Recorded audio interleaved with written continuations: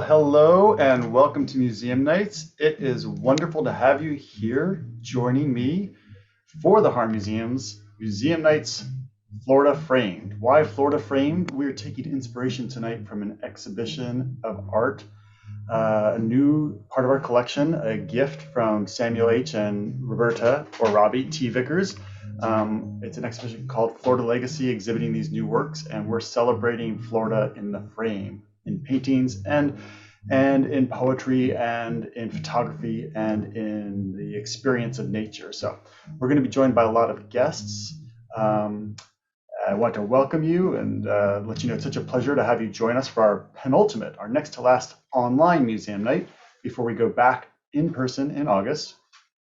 I'm joining you from my home tonight in Gainesville, Florida, and I want to acknowledge that this is the ancestral lands or the ancestral homelands of and territories of the Batano and Temecula peoples, as well as other indigenous communities who continue and have inhabited and stewarded this land. This evening's Museum Nights, as I say, celebrates Florida Legacy, the gift of Sam and Robbie T. Vickers, an exhibition that's currently on view, about 160 paintings of Florida, and you can see it at the Harn in person through August 1st. We are open Tuesday through Sunday, 6 days a week. The museum is free. We'd love for you to stop by. Weekend has free parking as well. When the exhibition closes on August 1st, we're going to hold our breath until September 21st when a smaller installation of the works or reinstallation of the works opens as Florida Impressions. So come see the exhibition before August 1st or again after September 21st. I am Eric Siegel. I think I've said that. I'm Director of Education at the Harn, but I'm going to be joined by Harn curator Dulce Roman, Harn former intern Leah Harrell, 4 students who have been writing about artworks on view in the museum in poetry and in prose. We'll be joined by Hilary Van Dyke from Outdoor Afro, thinking about getting out into nature, and also by Chrissy Martinez, a nature photographer whose work is quite extraordinary. And I'll also be joined by my colleague Paige Willis, who will have be in conversation with Chrissy. So a lot going on tonight. Some of it's pre-recorded, some of it's live. We, of course, can't be in the museum in the evening right now. We soon will be. So I'm going to start by sharing with you the first 2 short poems from Words on Canvas. It's an annual spring writing competition we run at the Harn Museum. Includes UF and Santa Fe College students. And we always get, this year we had almost 100 submissions, and these are just 2 of the fabulous participants. I'll share 2 more later on in the program. It's going to take me just a moment to share my screen. Hi everyone, I'm William Carpenter. I'm a first-year MFA student in poetry here at UF, and this is my piece for Words on Canvas. I'd also like to say real quick, thank you to all of you at the Harn for putting this on. I think this is a lovely series. My artwork is in reference to Rihanna Matar's Jen and Robbie, Cambridge, Massachusetts, 2020, seen here. It's called 3 Frames. 3 frames. One child girds the window, sitting guard before her background of cluttered shadows, with crossed arms and feline sleep. She'd come to steal a look of the leads people used to follow their dogs and the sirens people used to trace trouble. But tired from stealing, she gave countenance and limp knuckles to passers-by and a sill, then the trespass of a camera and was captured in a still. The other fancies himself centered by the aperture. He shapes his face with his hands as if he is a mirror where reflections accrue like coats of paint. Above him, a snippet of tree and double-paned sky. Behind him, a fold of theater-thick curtain revealing little. Both are here in a sense because of the wall, which is thicker than both their necks.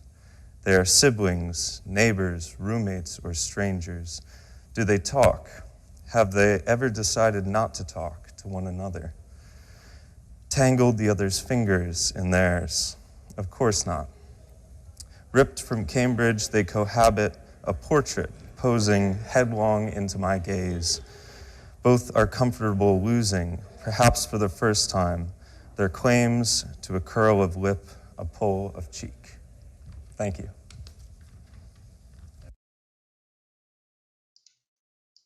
That was William Carpenter's Three Frames. I'm going to share now Walker Wiggins, who wrote a piece called The Mechanic. Hello, I'm Walker Wiggins, and I am a current dental student here at University of Florida, and I submitted The Mechanic for Words on Canvas poetry contest. To be perfect, it is mandated. Shine in the light. Reflect what they want to see. Don't worry, you can still be free.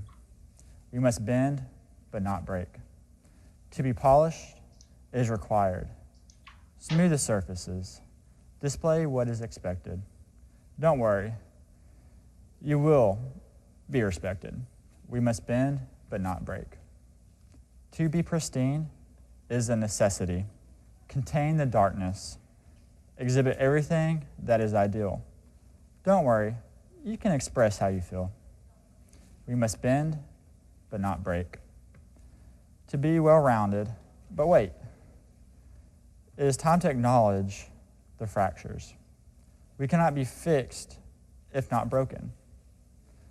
When can something round bend, but not break? Splits propagate into the individual. True skills rise under pressure.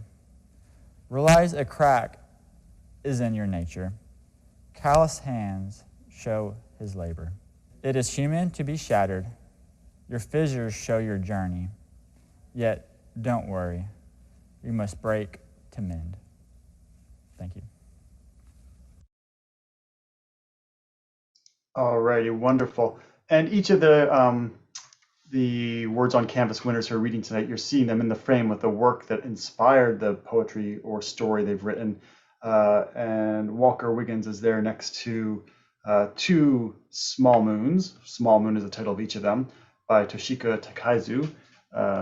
And that's the inspiration for his The Mechanic. Let's see, a little note about trying to improve the volume. We'll work on that. In the meantime, now I want to take you into A Florida Legacy, the exhibition that inspired this evening, with an introduction to the exhibition and a conversation between a curator, Dulce Roman, and one of her interns, Leah Harrell, about working on and studying and discovering that exhibition. So this again is another pre-recorded a bit of content. Then we're going to be switching to live content shortly. Let me set that up and make sure we're sharing the screen again.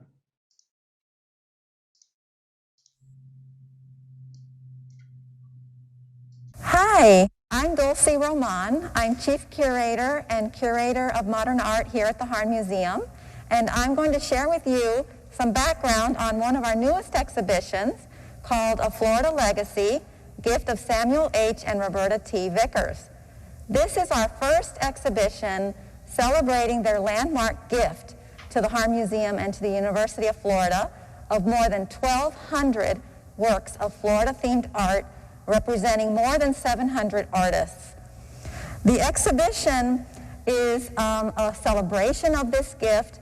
The Vickers have been collecting for about 40 years or more, and their goal in amassing this incredible collection was to create a visual record of all the artists who came to Florida and all of the special sites that inspired them. A Florida Legacy includes about 163 works from the collection. You'll see oil paintings, drawings, prints, and watercolors representing about 120 artists. And those works in the show date from the early 19th century to the mid-20th century. Most of these artists are American, but very few of them were actually from Florida. Most of them came here because they were either inspired by the weather in the winter or because they wanted to participate in one of the many artist communities that developed in cities, for example, in Palm Beach or in St. Augustine and also in Maitland. And others decided to actually move here after they spent time and decided that Florida was going to be their new home.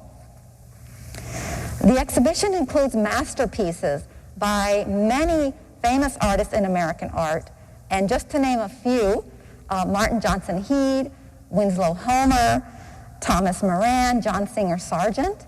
But there are also compelling works by many lesser-known artists. For example, Laura Woodward and Albert Backus, and the highwayman painter Harold Newton.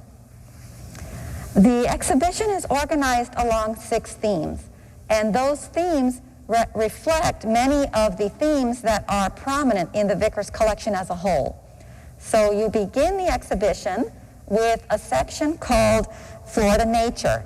And here you'll find incredible landscapes of Florida beaches and wetlands and forests, and truly many incredible landscapes.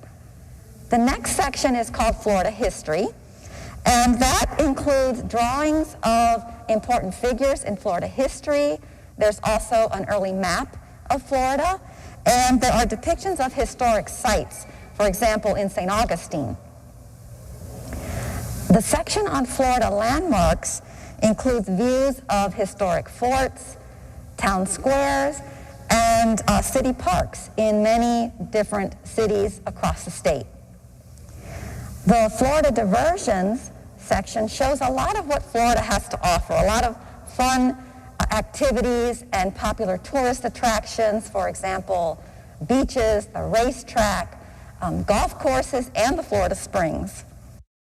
There's also a section called Florida Impressions, and that section includes a lot of lively sketches. Many of them were created on the spot, watercolors and drawings, and they represent the artist's very personal experience and response to their Florida subject. And then we end the exhibition with a section called Florida Living. And that focuses on Florida in a more general sense, all that Florida has to offer. It overlaps with some of the other sections in the exhibition and includes scenes of daily life in Florida. Sam and Robbie Vickers chose the Harn Museum and the University of Florida for this incredible gift because they wanted to share it. They wanted to share it with students and faculty and scholars of Florida art, but they also wanted to share it with our local community and with visitors to the state of Florida. There's so much to discover here, so much to enjoy in the exhibition. It's on view through August 1st, and we hope to see you here. Last spring semester, Leah Harrell worked with me as a curatorial intern, and she researched several of the artists in the exhibition. She just completed her junior year at the University of Florida, where she's a double major in art history and anthropology. Leah, can you talk a bit about your internship and some of the interesting things that you learned as part of your experience working on the Florida art collection? Yes, of course. So as you mentioned, I was the curatorial intern in the modern department this past spring. So I worked very closely with Dulcie this whole past semester, which was a great experience to learn more about the field I wish to pursue in graduate school and my future career, and more specifically learn about the roles and responsibilities of a curator. So it was a lot of fun being able to not only learn about these roles and responsibilities, but being able to partake in some of them, as I spent time working on an future exhibition design with Dulcie, which was not only a great opportunity to gain experience in a specific role of a curator, but it was also a lot of fun to have those conversations with you about the merits of hanging certain paintings and the potentials of certain groupings within a gallery and the overall impression we wanted it to have for the future visitors. So that was a lot of fun.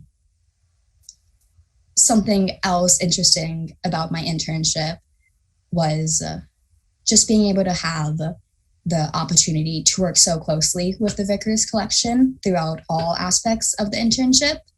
So I was able to really gain a deeper connection to a lot of the artists within the collection, as well as different paintings that are featured in A Florida Legacy.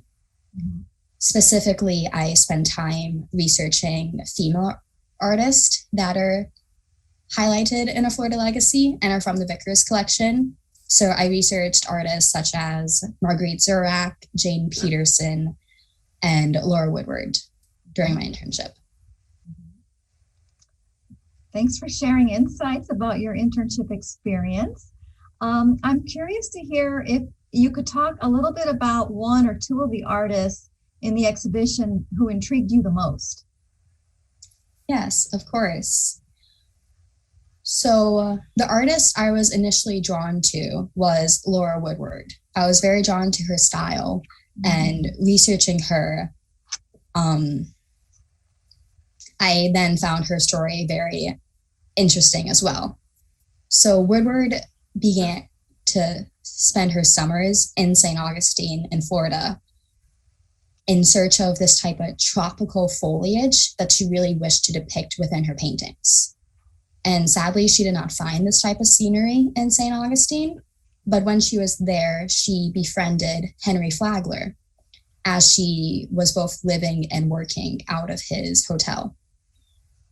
She then began to travel to more areas of Florida, such as Palm Beach. And it was Palm Beach where she finally found this tropical fauna and flora that she had dreamed of painting.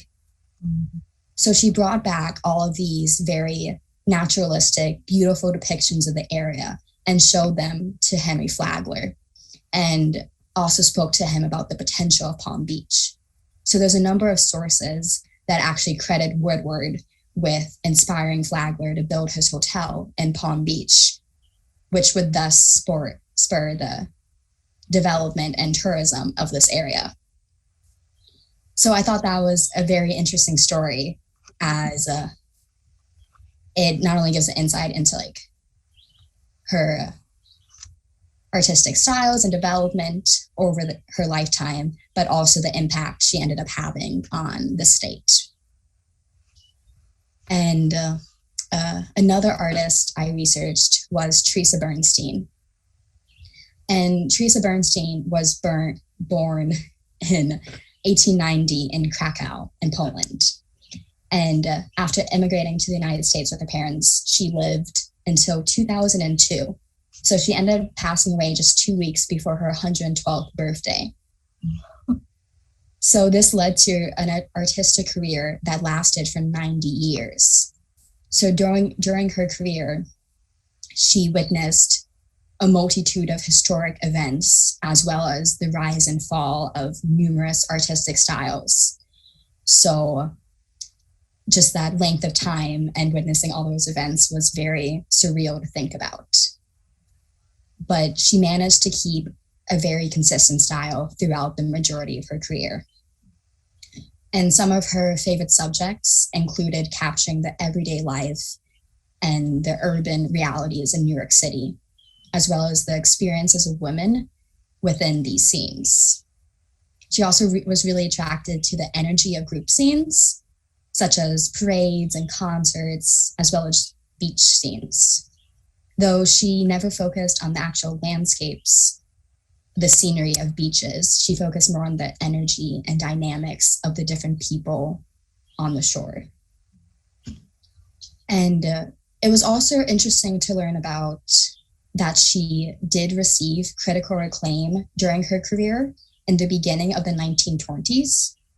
However, by the end of that decade, her popularity as well as reputation had declined considerably.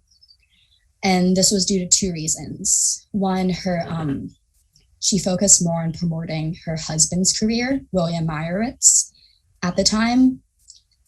And during this time, abstract expressionism had really taken off. And besides a few experimental works, she never really veered toward abstraction. she focused more on realism within her works because she wanted to pick the realistic realities of urban life in New York City. So her career, she continued to paint and be a painter throughout her life, but sadly, she never received the same amount of acclaim that she did at the very beginning of her career. And her painting Water Tower Town is included in a Florida Legacy. And back to Woodward. Woodward has 3 paintings that are included in a Florida Legacy, such as Swamp Landscape, which is my favorite from this exhibition due to like her subtle brushstroke as well as the simple beauty of the swamp, as it reminds me of Gainesville a lot and Paynes Prairie and everything. So that work is my favorite from this exhibition. Dulcie, did you have a favorite work of art from this exhibition? I have a lot of favorites. It's hard to pick just one, but responding to your comment on how you were drawn to the swamp landscape and how it reminds you of Paynes Prairie and the area surrounding Gainesville, if I had to pick one to talk about, I would say that Herman Herzog's Lake Alachua is one of my favorites. And that's because it also depicts an area that's nearby. It depicts Paynes Prairie, which is just south of Gainesville, between Gainesville and Micanopy. So for people who may not know where it is, it's a place that a lot of people in our area visit for recreation, and it's just a beautiful place. Today, it's actually a state park. And Herzog was drawn to that area when he would travel from his home in Philadelphia to this area because his son taught chemistry at Florida Agricultural College, which was in Lake City. So he would make these trips, and while he was here, he would hike from coast to coast, so from the Atlantic to the Gulf, and he would travel down to South Florida, and he would bring small canvases with him that he would sketch. And when he returned to Philadelphia after these travels, he would use those small paintings and small sketches as inspiration for making larger full-scale oil paintings like Lake Alachua, the one that we have in the Vickers collection. One thing that compels me about that painting is how he captured the very subtle qualities of light and water. It has dramatic cloud formations, and you see the sun piercing through there. It's very dramatic. And the brilliant light that's reflected on the water surface is also just really beautiful and contemplative. The painting gets its name. I mean, we don't today know about a Lake Alachua, but at the time in the late 19th century, there was actually a lake that had formed in the prairie when a lot of heavy rain caused it to flood. And there was a sinkhole that years later became opened up again. And that water level that had formed that lake drained out in a period of about 10 days. It dropped 8 feet and was no longer a lake. So the painting is an interesting record of something we don't see anymore today. I mean, occasionally we do see the water level rise and we have some flooding, but it doesn't quite look like a lake like it did when Herzog painted it. And that's one of the elements that makes the Florida Vickers collection so unique and important, is that a lot of the paintings, like Herzog's Lake Alachua, they represent areas that have either changed dramatically because of forces of nature, like this sinkhole becoming unplugged, or even our impact on the environment and development. So this is one of those paintings that I think is an important record of our area and tells sort of a history that we don't all know about if not for that painting.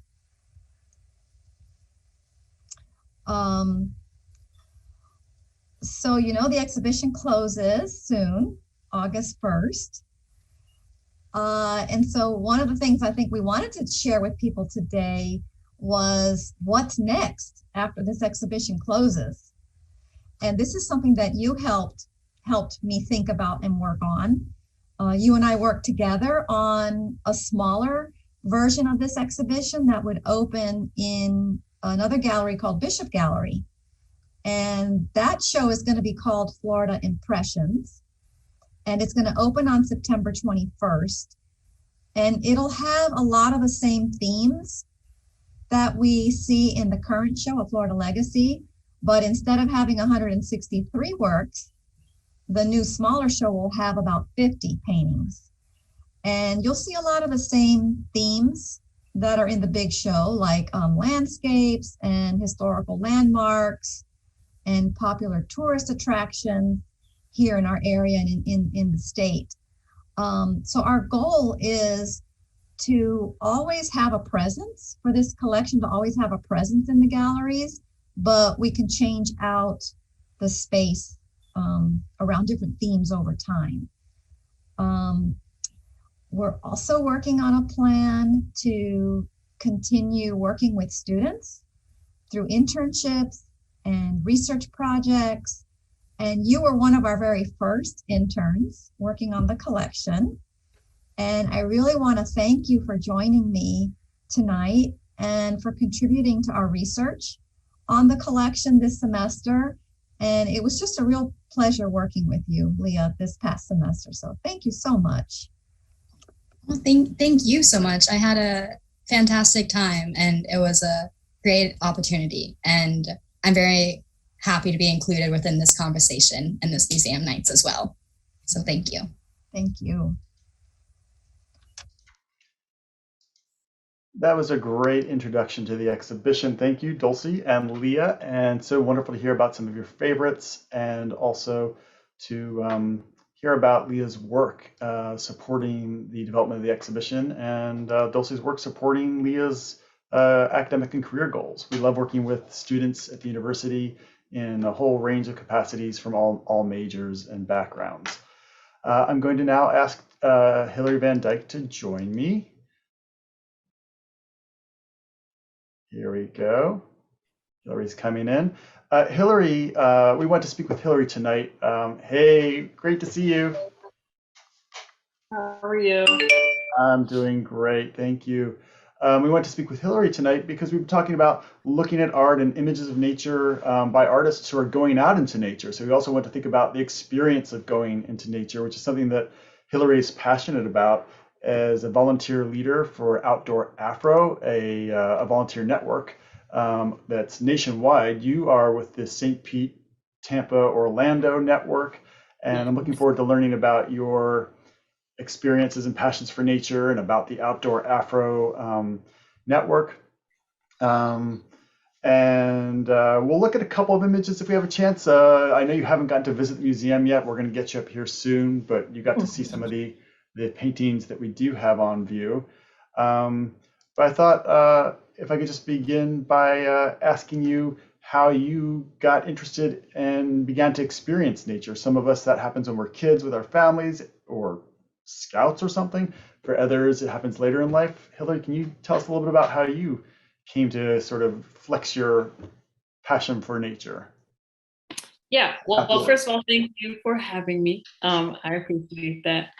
I really like this question, mainly because I don't feel like I ever really thought about this question until my first year actually as Outdoor Afro leader.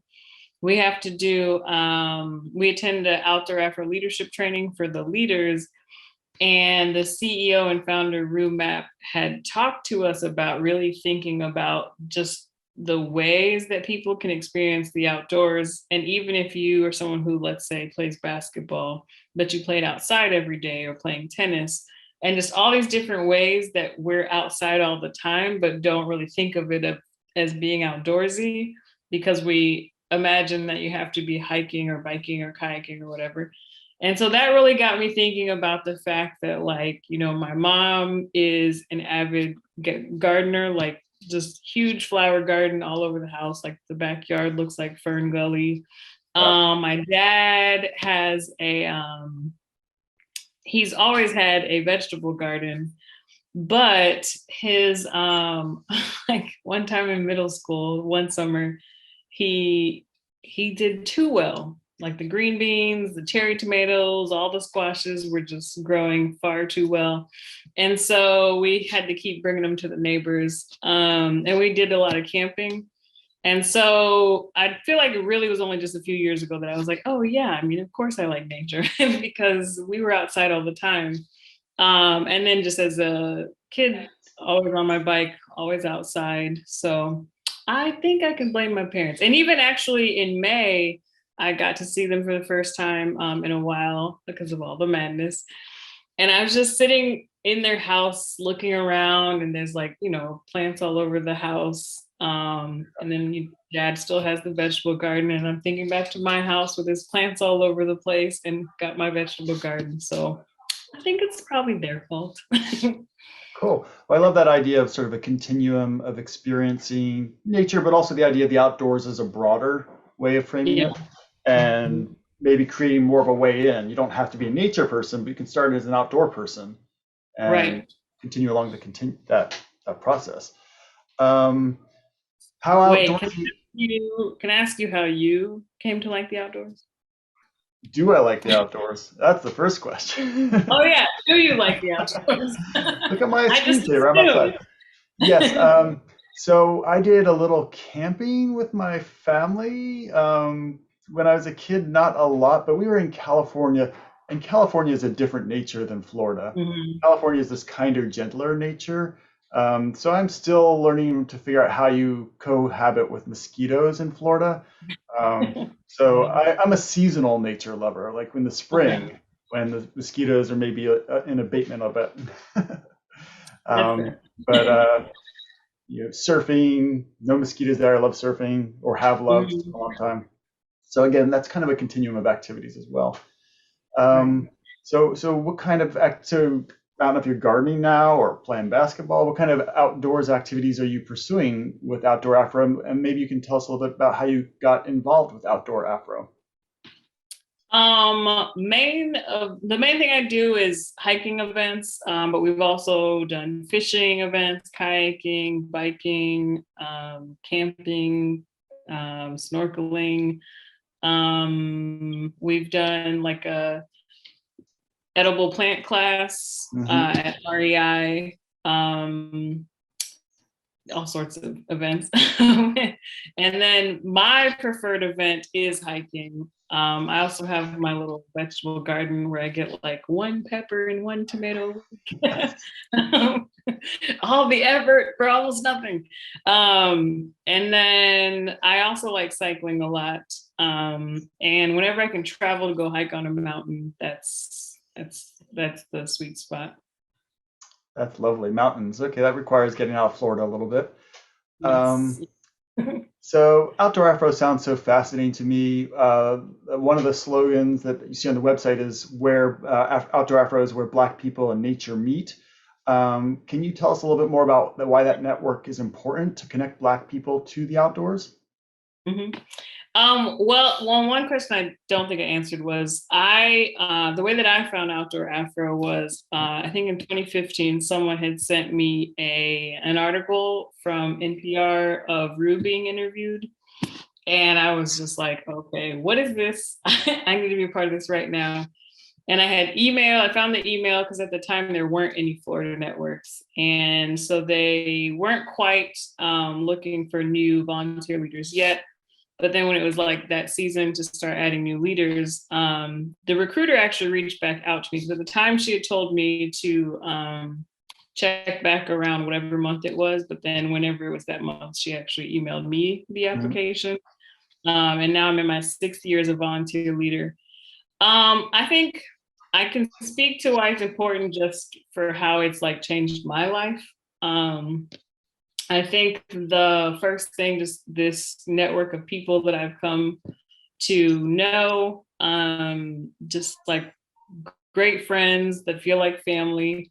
And then also having those people with you and by your side when you're out doing the things help you feel more comfortable in those spaces, but then I think also help you feel more confident in those spaces, especially if they maybe know how to do the thing and they're teaching you that. And then a big thing for me is disrupting the idea that we're not outside, when I think that that narrative is false, and that we are outdoors. And so that's one of the biggest things, is just the many Black folks that I've gotten to recreate with outside. And then even in my own network, the way that them being a part of Outdoor Afro has expanded their interest in moving beyond just the hikes and doing the camping and things. And camping in Florida is the situation, especially in the summer. But just that people are out there doing that, buying tents, going out on their own, like not necessarily needing us anymore to do those things. So yeah, I think just the way that it connects you to other humans that look like you, who have interest in being outside. And then I just think about my own like mental health and the benefits of being out in nature, and how I can't like even begin to explain the way that it just calms me down and helps me feel better. And so I think that's important too for anybody of any race. Absolutely, real wellness experiences in nature. We actually promote the museum as a place for other kinds of air-conditioned wellness experience where you can really decompress as well. But I really appreciate your sharing the idea of Outdoor Afro as both being a promoter of community, but also a catalyst towards individual achievement and discovery, right. And learning how to engage the outdoors. That's great. Outdoor Afro promotes on the website, they talk about connecting Black people to the outdoors. We were talking about a little bit, protecting the outdoors, thumbs up, and also reimagining Blackness in the outdoors. I wonder if you can unpack that for us a little bit, what it is to reimagine Blackness in the outdoors. Maybe we're touching on that a little bit when you're talking about people not thinking about Black people as being outdoorsy or in nature. Yeah, I mean, I think just what you said, exactly that, that really dispelling that notion of like, I'm the number one person when my friends say, oh, that's white people stuff. And I'm like, I absolutely, what do I always say? I just forget the phrase that I use. I always say, I can't think of the phrase I use, but I always say, no, I don't like that notion. That's not true. Outdoors is for everyone. And so the conversation that I have with people is like, these are the benefits of being outside. That should be for everyone. Like everyone should get to experience that. And anyone that I've taken on a hike afterwards is like, you're right. And so I think that's the big thing, is just making sure that not only we recognize that we are allowed outside, and that not only are we allowed out there, we excel out there. Every national park I've been to, I see us out there as well. But then also just making sure that people who don't look like us are seeing us out there as well. So I just think it helps to remind people that we out here. That's great. I should mention that anyone who has questions, they can pop them in the chat, and I'll try and turn my eyes on that as well. So if you're watching and you want to ask me or to pass a question on to Hillary, I'd be delighted to. I really appreciate your sharing your thinking about reimagining Blackness and making sure that everyone's imagination of nature and experiencing the outdoors includes Black people, brown people, all peoples. It's a space that can get papered over with whiteness in one's imagination if you're not challenging a lot of the common media presentations we see, advertisements, whatever. I was reading Carolyn Finley's Black Faces, White Spaces. I don't know if that's a book that's interested you, talking about Black people engaging in the outdoors. Oops, we accidentally admitted a page. I'm going to send her off to the page. You're going to the waiting room. So you're so impatient. How do I do that? She'll just, it's fine. We'll leave it there. Let's see. So I was going to ask you about, she was in her book, in Black Faces, White Spaces. Finley, amongst other things, talks a little bit about Mavini Betch, who worked to preserve American Beach on Amelia Island. And he talked both about the importance of its natural beauty but also about how it embodies African American history in the landscape and in the spaces, the outdoors. And I'm curious if you look for history as well in your nature experiences. Are you kind of thinking about that simultaneously? Is that an appeal for you? I love this question. Ah. So one of the things that we have to do as part of the experience is tie the event to history. Oh, cool. And so first of all, I definitely did not like social studies as a student, absolutely hated it. And now I'm pursuing a doctorate in social sciences education. Cool. And it really is, a lot of it was the work that I was doing in doing research to learn more about the land that I live on, just falling down these amazing rabbit holes and learning so much because I'm like learning about me and what people that look like me did on the land, and realizing that it isn't that social studies is boring. Maybe I just need to be a little more inclusive. So yes, definitely do a lot of research related to the history of the land. And the history of Black people on the land. Right now, one of the rabbit holes that I'm super in, let me see if I can get this thing. So we have in this area, Tarpon Springs, which is North County, Pinellas, is famous for the sponge docks. And it's famous for the sponge docks. Oh, yeah. Yeah, and like the history all about it is about like the Greek people and the sponge docks, and all, when you go there, all the pictures, all the statues, everything you see is just, white dudes in the scuba suits and the Greek people. And while researching for an event, I stumbled upon a piece of information that I was just like, what? But the sponging industry was actually like set up and really started by Bahamian sponge divers, right, who had started 30 years before the Greeks got here.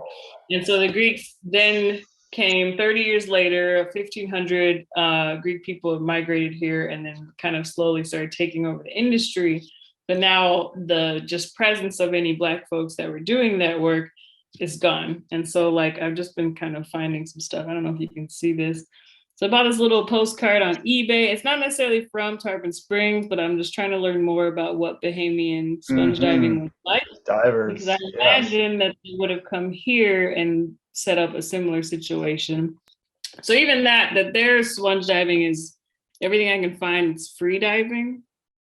So even just like, that's cool. That is cool. To being, and even I think about like Black students in Tarpon Springs, and if they had learned about the fact that there's this legacy of Black folks scuba diving, essentially, or free diving, would that have changed some of our statistics around like swimming and diving in that area? So yeah, super cool history. It's all over the place, and I love it.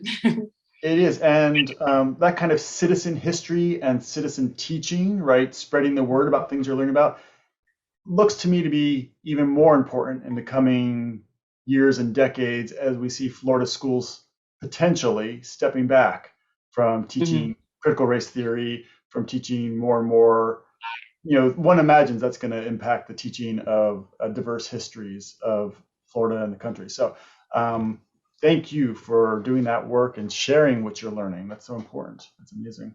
Yeah, I'm a huge nerd for history. Cool. I love that, it's not where you came from. You didn't love it when you were younger necessarily, but you found the passion and have built on it. So I think I mentioned before, you haven't had a chance to come to Gainesville. Please do come. I'd love to get together in person to look at the images, but you saw a couple of reproductions and you mentioned there were a couple you liked that spoke to you in some way, but I didn't ask you how. So I'm going to just bring them up on the screen and see if I can share them. And maybe, obviously, we don't expect you to be an art historian or an artist or a museum person, but I'm curious what your attention in these, if you don't mind sharing, or if you have thoughts you'd like to. I'm definitely not going to sound like the two before us as far as why I'm attracted to these. But the one on the left, in general, first of all, both of these our sunset. The one on the right is a sunset picture, but this one on the left, I'm not sure if it's a sunset or sunrise, but I just really, really like sunsets and sunrises specifically because of what happens with the sky. And then the other thing that's always interesting here, because this one looks like it's like a storm sky that the sunset or sunrise is happening during. And even though some of the storms that happen here are wildly annoying, I just absolutely love what happens to the clouds when storms are happening. And if you look in this image on the left, just the way these clouds look on the right, I love that so much up here. Yeah, all of that. I have so many pictures like that in my phone of just looking at how the clouds do the super white clouds against all these like really interesting colors in our Florida skies. And then how it'll be 9 p.m. and it's supposed to be super dark. And sometimes you'll still look up and see clouds like that. And then on the right, that one, there's a preserve in St. Pete called Boyd Hill Nature Park. And I think that's probably the place that I've hiked the most out of any place if I don't feel like getting up and driving to Hillsborough to find a trail. And this picture just really reminds me of one of the paths that I go down in Boyd Hill. So I was just really struck by them. So yeah, these two are of the ones I really like.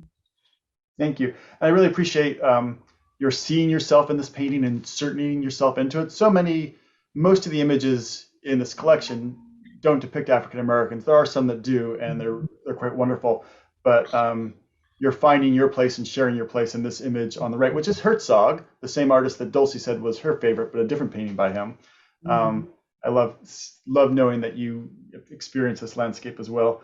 And as far as talking art history, you did a great job. I love that you brought out the drama and the drama of weather and of the time of day. That's classic art history talk. So thank you for sharing that. Yeah. I'm just so I think even if I'm like not in the painting, like I still think that because it's nature, there's still that way that like we can all still connect to the paintings. Is this one your favorite? I picked this one. It's a watercolor. It's this big. It's a pretty sizable watercolor, but I've spent a bit of time looking at it. And if I do that, and then in a day or two, I see palm fronds, I see them differently. I love when an artwork transforms or makes me look closer at the world around me. So I found that this watercolor painting, which is really just some palm thicket, right? Very simple subject, but complicated arrangement to do in watercolor. Right. It changes my vision a little bit when I spend enough time looking at it. So we're going to look at it when you come to Gainesville, Hillary. I like it. What you just said also kind of made me think about like sometimes I feel like when I have moments where I am sitting, I don't know if I'm like hiking or something where I'm like, I wonder if like an ancestor of mine has had a situation like this. You know what I mean?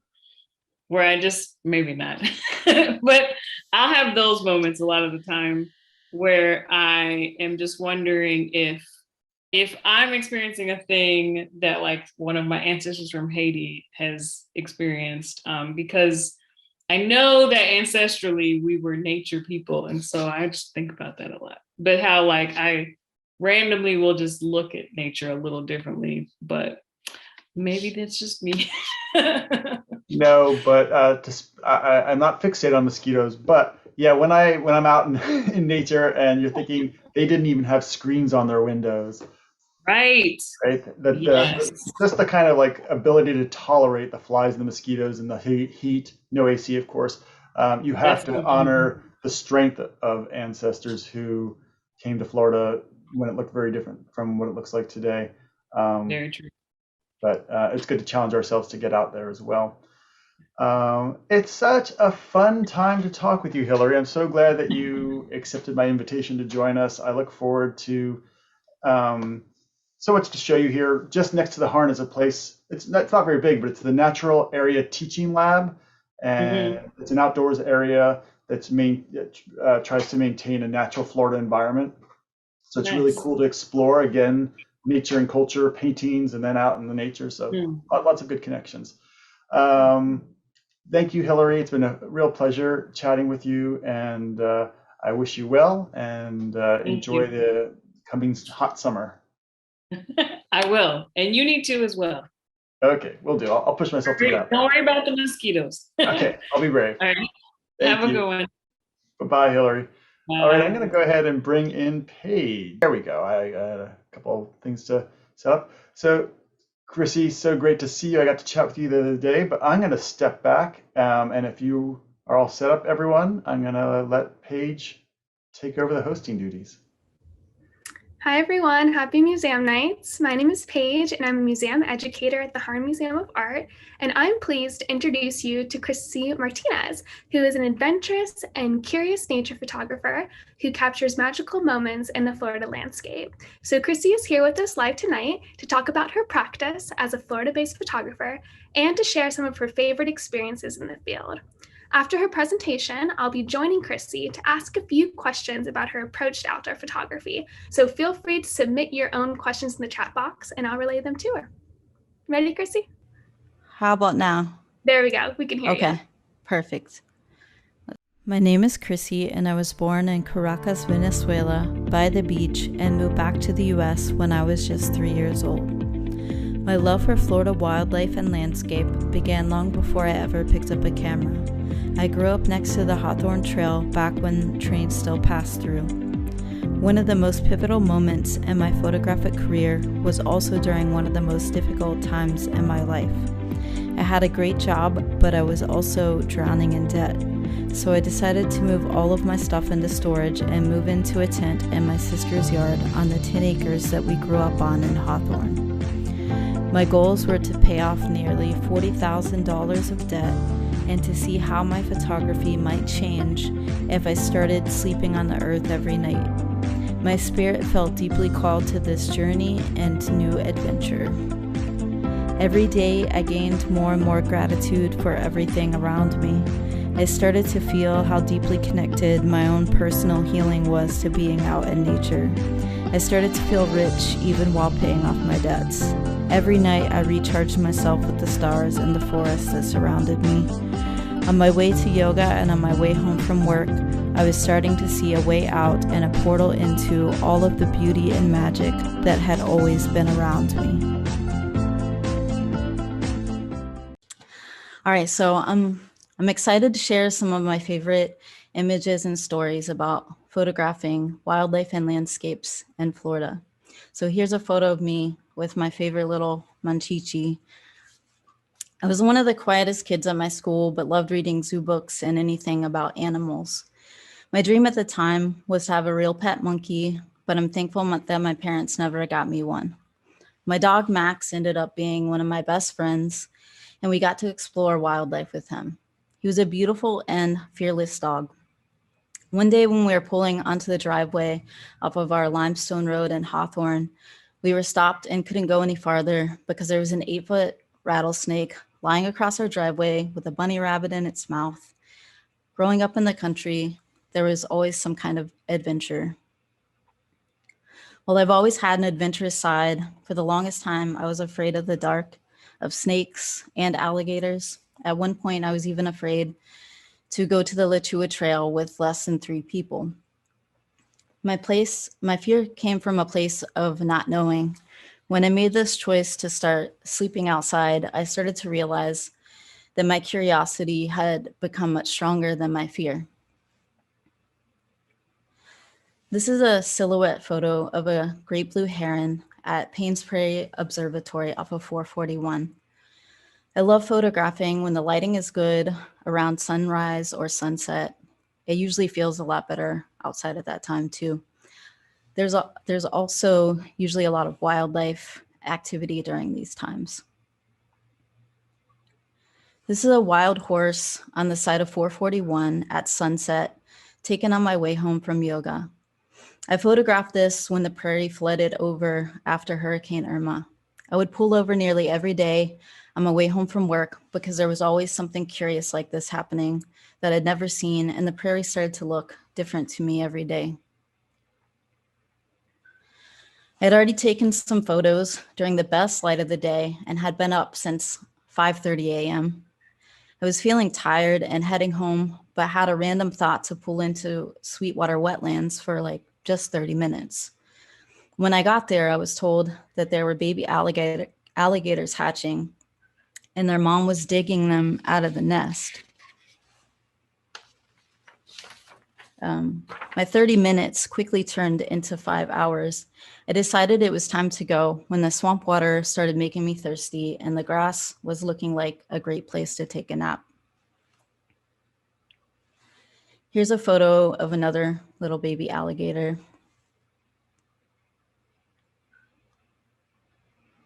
So every moonrise is always different. This photo merges two of my favorite things: a full moon covered in clouds that look like an alligator. I woke up in my tent while it was still dark out, and the temperature was in the high 20s to head down to the prairie to photograph the super blood moon lunar eclipse. This photo is important to me because my friend Maura, who recently passed, took this photo of me. It is also one of the few photos that I have with my bike before it got totaled in an accident. This is the photo of the lunar eclipse that I was photographing in the previous photo.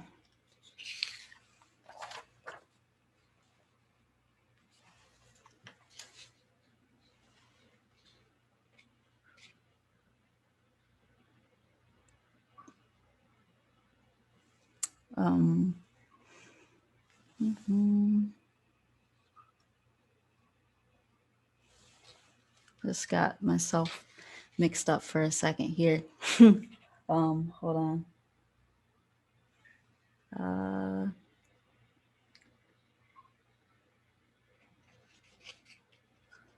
Oh, yeah. Okay, I'm back. Sorry about that. So I was meeting someone at the Springs for an early morning photo shoot and rode my motorcycle in the 30-degree weather back when I had just had a half helmet and the kind of gloves that didn't really keep my hands warm and would turn my fingers into crinkle cut fries. I took this photo while my hands were still thawing out and the sun was starting to come up. When I got there and got to witness this incredible moment, it made it all worth it.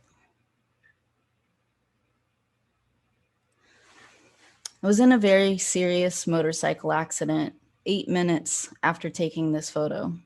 This is a sunrise that I will never forget. I've been gifted the opportunity of more time here, but I've also been healing from a traumatic brain injury ever since. This was taken on my first time driving after the accident and using my underwater housing for the first time. It felt important to me to return to Ginny Springs for my own healing and to document the springs that are facing extraction of 1.2 million gallons of water a day by Nestle. And this is one of my first split images taken on the spring run on the same day. Looking into the crystal clear water, it is stunningly some of the most beautiful water in the world, but also looks quite vacant compared to the same spring that I swam in as a kid. And here's a split image of cypress knees coming up out of the water. And here's a photo of what can happen to springs as we extract more and more water and overuse fertilizers. Unhealthy algae emerges from too many nitrates, and as you can see, this doesn't look edible and there are not too many fish hanging out. If you want to learn more about how to protect our springs, you can follow the Florida Springs Institute and the Florida Springs Council. Our springs and waters all across the state of Florida need your support and help more now than ever. This photo was taken at Post Springs just a few months ago. I took a few clear photos of this heron with nothing in front of it. It was just kind of a boring photo. So I decided to move over to the right a little bit and started to frame its face with the grass that was being lit by the sun. I love moving around and changing angles and looking for natural frames in nature. This alligator emerged up from the water just after the sun went down, trying to chomp on this fish. If you look closely, you can see the fish hidden in its swamp salad. Because it was getting dark, I had to photograph this on a very high ISO so that I could increase the speed that I was photographing it at to be able to capture its like quick and erratic movements.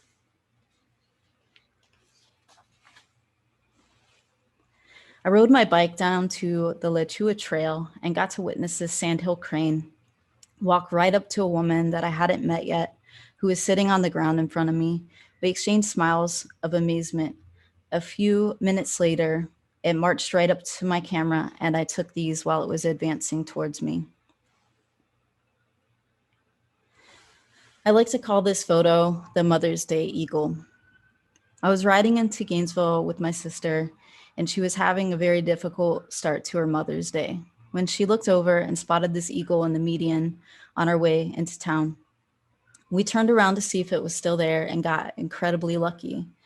I took a few photos of it in the median for a few minutes before it took off, and it left us both with a feeling of hope. Here's a snail kite at the Lechua Trail that just landed on this little perch.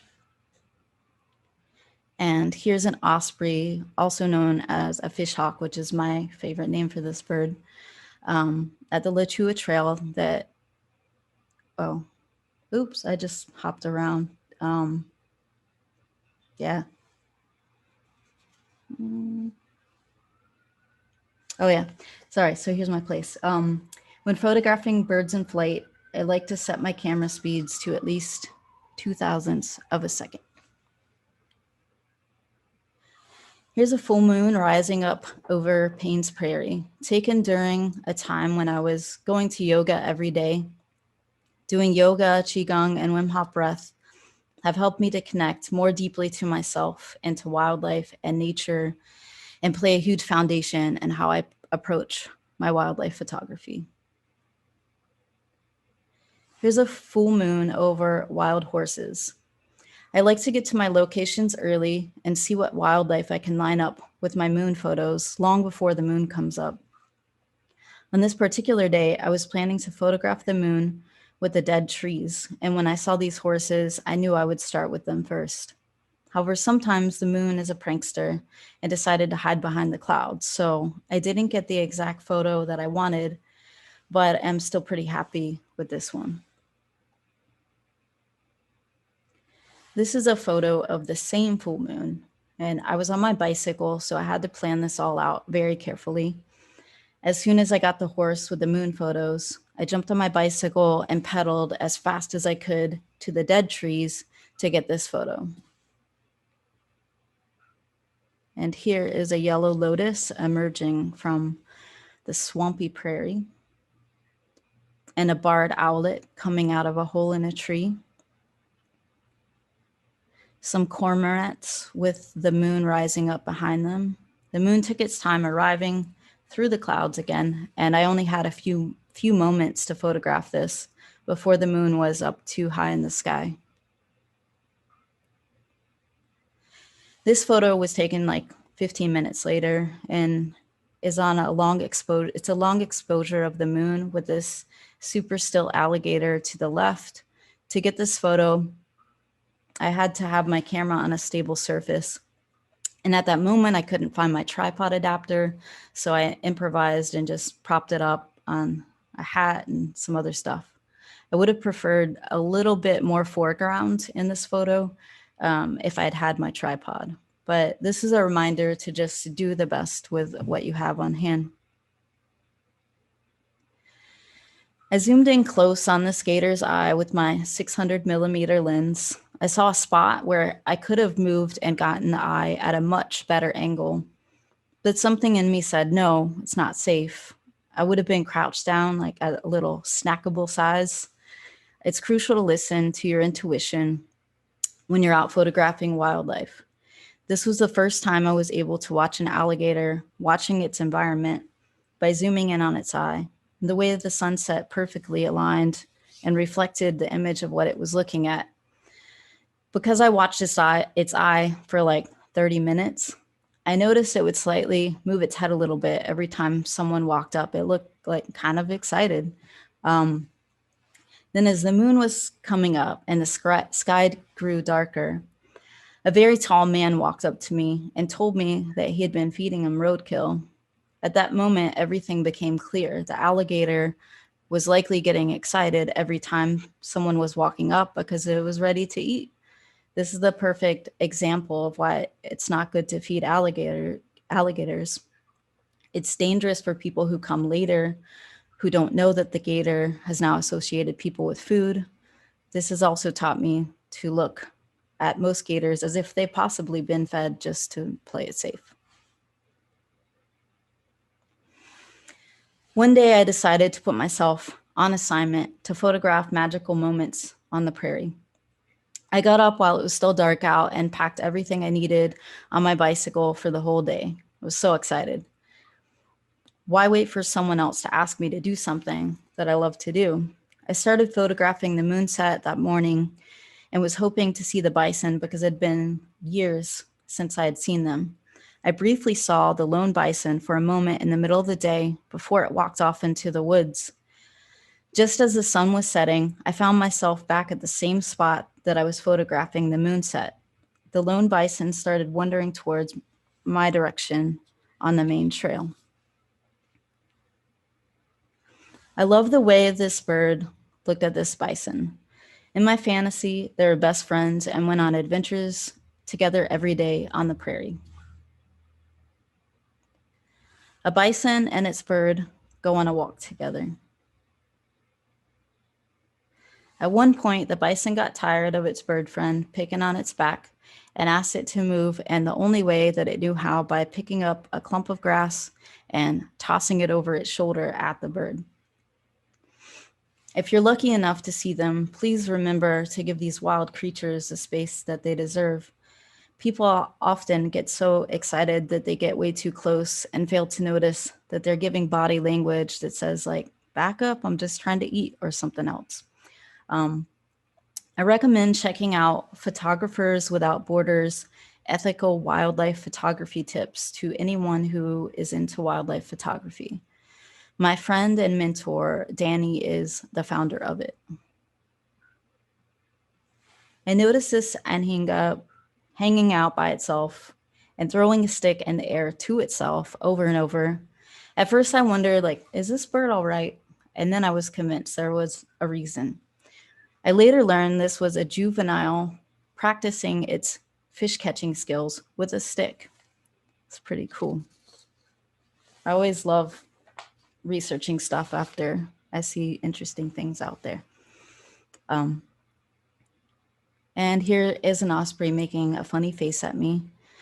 Sometimes being out in nature can remind me not to take things so seriously and just to lighten up a little bit. Here's a raccoon in my backyard who just snuck into some cat food. A deer making some faces at me. And a sandhill crane family on the side of 441 doing a little stretch class together.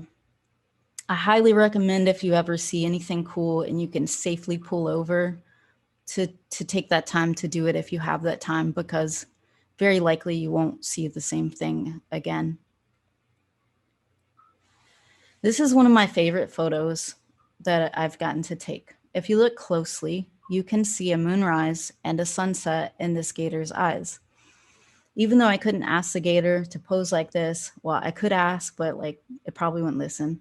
I got this photo because I was tuned into the timing of the moonrise and the sunset and waited for that moment to happen. Here is a close-up of the same photo so that you can see the sun and the moon a little better.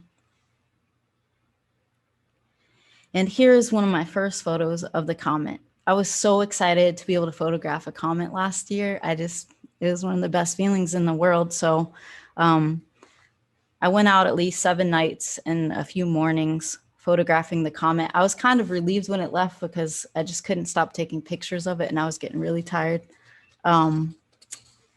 And I photographed this particular one out at a lake outside of Hawthorne on a trip that I took with my parents. So I ended up paying off all of my debts and moving back indoors into my own place, but often tap back into those nights that I spent under the stars. This photo was taken after the comet moved below the horizon at Payne's Prairie, and I looked up behind me and it was dark enough to see the dust cloud of the Milky Way. So I ended my night here, taking a long exposure with my camera on a tripod before heading home at 12 a.m. on my bicycle. I'm reminded of the quote, "The darkest nights produce our brightest stars." I hope that no matter where you are, that the stars will bring you the same hope and joy that they bring to me. And I'm looking forward to seeing the magic that you create.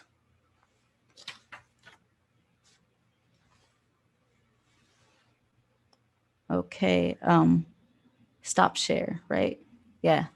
Whoa, the buttons. Yeah, wow. Thank you. That was an Yeah. incredible presentation. Your images are so powerful, and I loved all of the personal stories and connections that you had to each image. We have a lot of viewers in the chat box singing your praises. Julie Collins says, yes, love these photos. Bo Bremmel says, the photos are so intense, almost intimately close to these creatures. Looking birds and beasts in the eyes is startling. And I guess you have a little bit of a distance. You have your camera in between, so you're not directly looking at them, right? You have a little bit of barriers, so maybe that kind of helps with it. It does. And then Egrush says, brilliant expression of your gift of connection, Chrissy. So glad you're here on the planet, sharing and teaching Shine On, which is really, really awesome. That's so I sweet. know in the beginning of your presentation, you talked about kind of what sparked your love of nature and wildlife, but what sparked your love of photography? That's a good question. I mean, I think as a kid, we didn't really have real cameras. So me and my sister would just play around with disposable cameras and pretend like we were models. I don't know. But then, then after that, I just was really into art and music and mostly actually into ceramics. That was my main everything. It actually is one of my first loves. And then I also love filming bands. And then there was a point where I was like, I really need to be able to take photos of my pottery, of my ceramics and stuff I'm creating. And then I didn't actually want to take photography because I felt like it was in my mind at that time, it was like an art for rich people. And I didn't think it was available to me. And then one day after I'd taken every single art class at Santa Fe and there was none left, I found a camera at a yard sale for $20 and got to take my first class there with Ray Hale. And he's absolutely amazing. And then it's just no turning back after being able to feel a camera, click that button and going in a dark room. It was just the best feeling ever. And having a great teacher to start is also really good. Yeah, getting that inspiration. So did you start with film and then transition into digital? Yes, yeah, totally. Digital wasn't even available yet. It was it might have been available, but it wasn't a main thing yet. It was early 2000s. So my first camera was a Canon AE1. It was, even the front of it had glass broken out. It was really a rough looking camera, but it worked for my class. And I was fell in love. It was so good. Yeah. That's awesome. So was it the class that sparked your interest in taking your camera out into nature? Because I know initially you said it was about photographing your ceramic work, or what? Yeah, that's funny. Together? That's a good question, because that's what I thought I was going to do. And then I guess, yeah, we just had different assignments and it just, everything, the whole world just opened up and looked great and exciting to me, I think. And at some point, how did it transition? I'm not really sure right this second how it shifted over time. I think part of it was working at the massage school, at the Florida School of Massage. And the school was located, there's only a fence separating it from the prairie. So it's the Payne's Prairie is right there. And I ended up. I don't know if I'm the one. Did I freeze or you? I think you're paused, but am I paused too? You're fine, Chrissy. It's Okay. just paused. Okay. Oh, do we still have your audio page? Oh dear, poor thing. Well, Chrissy, I'm so amazed by your storytelling. Oh, Paige is calling me. Okay, here we go. Hi, Paige.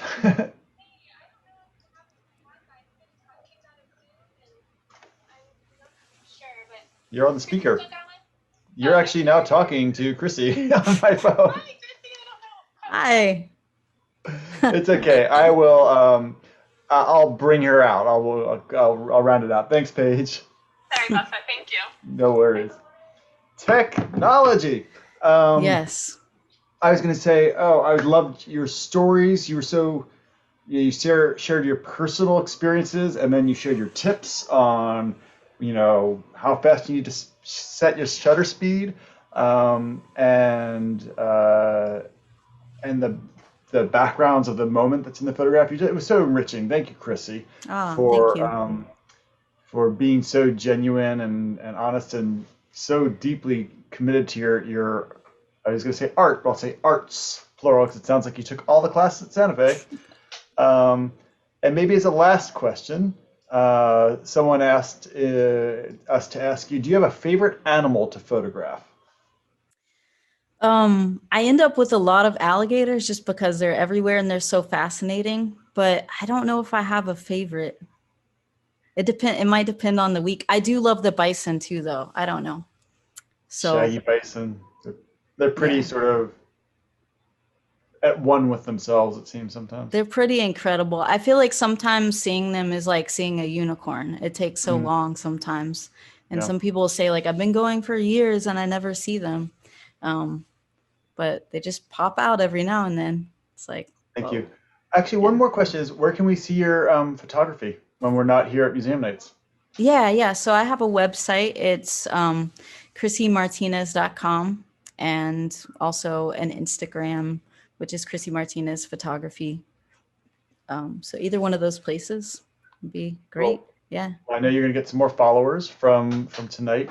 Thank you so much for taking the time and the thought to share with us. Really appreciate it. I have just a couple of more student writing pieces to share with our audience. I'm going to say good night to you here, and you're welcome to stay on and watch. All right. Or good night. I guess you're probably going off to photograph the moon soon. It's tonight. This weekend will be it's a new moon, so we got like the perfect dark skies for stars. So if anybody's wanting stars, do I just click on leave and then I watch you on YouTube? Is that what we're doing here? Okay. Yes. Bye. Thanks, Chrissy. Bye-bye. Yeah. Oh. All right. So what an amazing evening. My mind's a little bit blown. You never know how it's going to be, but Hillary was fabulous. Chrissy was wonderful. And we have two more of our Words on Canvas students to share with you. So I'm going to just jump right into, one's a short poem. The other is a story that's a little longer and very, very beautiful and poignant. The first is by Amada Kakara. And let me go ahead and share my screen. Make sure I click the sound button.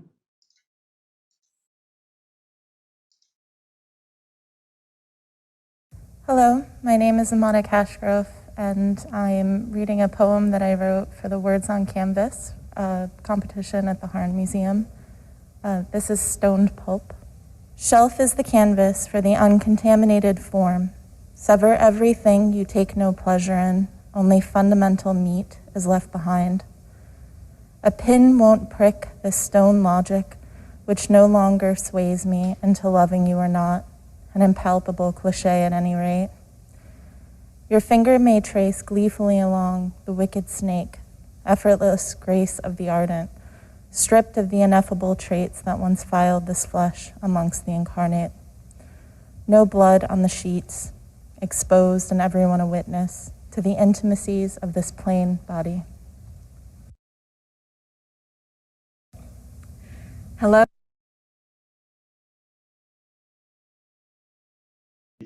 Sorry. And finally, this is about a 4-minute story by Sophia de Leon. Again, written about a work of art in the Harn Museum of Art collection that she'll be in the frame next.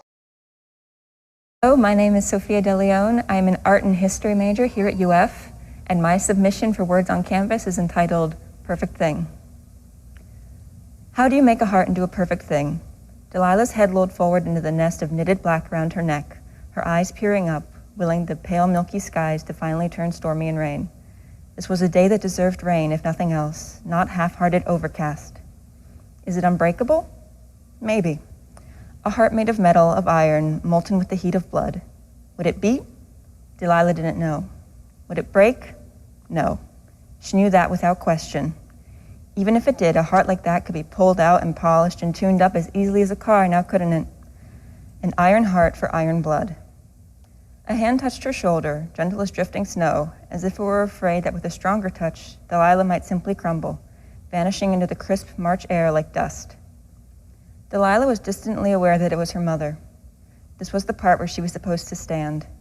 She forced her knees to rise and willed her feet to support her body. She began to walk. What would it be shaped like? Delilah thought long and hard, trailing behind her mother. She knew little about the mechanics of hearts outside of what they were not meant to look like, outside of what the doctors had delicately tried to describe to her. It all seemed too complex, too precise, too much margin for error. Round, she finally decided. They would be perfectly round, without any of the messy minutiae. No misshapen chambers, no collapsed arteries, no valves that didn't quite close when they should. None of that. It would simply be a circle, perfect and simple. Delilah fiddled with the flower in her hand. Her aunt had wanted to use the shovel, had wanted them all to gather round and one by one do their part to blanket him in earth again. Delilah's mother had refused, though. She thought it too messy. And so each of them instead had been given a single stem of pristine white lily of the valleys to toss in when the time was right. She couldn't remember whose favorite they were. Is it still a heart, then? Delilah paused. Of course it was still a heart. If it pumps blood, it must be a heart. If it could have kept him alive, it must be a heart. Could a heart like that really have kept him alive? Delilah frowned. Veins, then. It shall have to have veins to carry the blood to and fro. As long as it could do that, it was a heart, was it not? As long as it could do that one thing, it would be perfect. Delilah stepped forward to the edge of the earth. Would it have been his heart still? Delilah paused, peering down into the breach of soil beneath her. A perfect rectangle, 6 feet deep, and yet Delilah felt that she could have been standing on the edge of a chasm, perhaps because she refused to look down to the bottom of it. Would it? It was the one question she had no answer to. She gripped the flower tighter still. Tiny lily-of-the-valley blooms crushed beneath her fingers like little porcelain bells. Her father's heart had been a joyful thing, malformed and off-tempo perhaps, but joyful and bright and alive. She pried her fingers off the flower and held it aloft over the coffin below. It had been feather-light, delicate to the slightest disturbance, fragile to even its own mechanisms, but unburdened, unweighted by fear or time. It had been a heart prepared to love for centuries, even if it would not see him through the spring. Delilah released the fragile little flower, half crushed in her iron grip, and watched it fall down into the earth below. The wind caught its stem, and it spiraled for a moment in the air. She peered down. She thought of her father's heart. She thought of the perfect creation in her head. How heavy a heart like that must be. Thank you. Amada and Sophia, those were wonderful, wonderful ways to take inspiration from the works on view at the Harn. You can read, if you like, or listen to all of these and more, the Words on Canvas winners, if you go to harn.onsale.com. That's our mobile app. It's just a website-driven mobile app, so any web browser will get you there. And you can navigate to the Words on Canvas for 2021. It's really a lot of wonderful engagement with the artworks through different kinds of artistic approaches. So thank you for having joined us for Museum Nights tonight. It's been a lot of fun for me, and I hope you've enjoyed it as well. I want to thank Dulce and Leah, who spoke about the exhibition. Our Words on Canvas writers, William, Walker, Amada, and Sophia. Our guests, Hillary and Chrissy, and of course, Paige, my colleague. So many people contributed tonight. I thought it was really fun. I hope you enjoyed it. I wanted to let you know that our next museum nights will be our last online museum night. It will be July 8th. Is it Arty Party or Summer Party? I'm not sure, but I wrote Summer Party here, Thursday, July 8th, 7 o'clock. But then in August, 6 o'clock, in person at the museum, free as always, August 8th, a Thursday. We're always the second Thursday of the month for museum nights. We're going to be in person again. We're going to see how it goes. We look forward to seeing you there. We will have be featuring the brand new, not yet open now, but in July exhibition, Shadow to Substance, Black photography and Black experience in photography. Really amazing exhibition. Looking forward to seeing it installed. And you'll want to come visit us. The museum is open for you to visit in person, free, Tuesday through Sunday. That's 6 days a week. Free parking in the late afternoons, but also all day on the weekends. Otherwise, you'll want to ride a bike or a scooter or pay $4 for parking. Thanks so much for joining us for Museum Nights. A lot of fun. I look forward to seeing you at the museum, and I hope you're well and you enjoy a great weekend.